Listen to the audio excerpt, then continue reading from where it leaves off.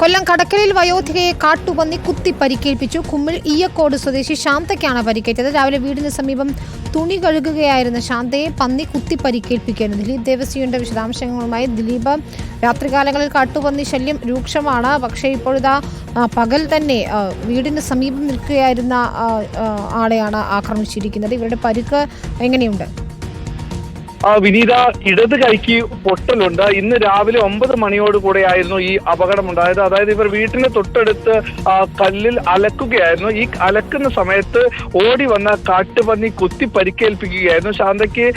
ശാന്തയുടെ നിലവിളി കേട്ട് അയൽവാസികൾ ഓടിയെത്തിയപ്പോഴേക്കും കാട്ടുപന്നി ഓടി രക്ഷപ്പെട്ടു. അപ്പോഴേക്കും ഈ ശാന്തയെ കടക്കൽ താലൂക്ക് ആശുപത്രിയിലും പിന്നീട് തിരുവനന്തപുരം മെഡിക്കൽ കോളേജ് ആശുപത്രിയിലേക്ക് മാറ്റുകയായിരുന്നു ചെയ്തത്. ഇവർ പറയുന്നത് ഈ പ്രദേശത്ത് പന്നിയുടെ ശല്യം അതിരൂക്ഷമാണെന്നുള്ള ഒരു പരാതി അടക്കം നാട്ടുകാർ പറഞ്ഞിട്ടുണ്ട്. ഇപ്പോൾ ശാന്തയ്ക്ക് കൈക്കാണ് പരിക്കേറ്റത്. വിനീത, ശരി, ദൃശ്യങ്ങൾ തന്നെ നമുക്ക് കാണാം. അവരുടെ കൈക്ക് ഗുരുതരമായി പരിക്കേറ്റിട്ടുണ്ട്. ഏതായാലും തുണി അലക്കുന്നതിനിടെ പകൽ സമയത്ത് തന്നെയാണ് കാട്ടുപന്നിയുടെ ആക്രമണം ഉണ്ടായിരുന്നത്.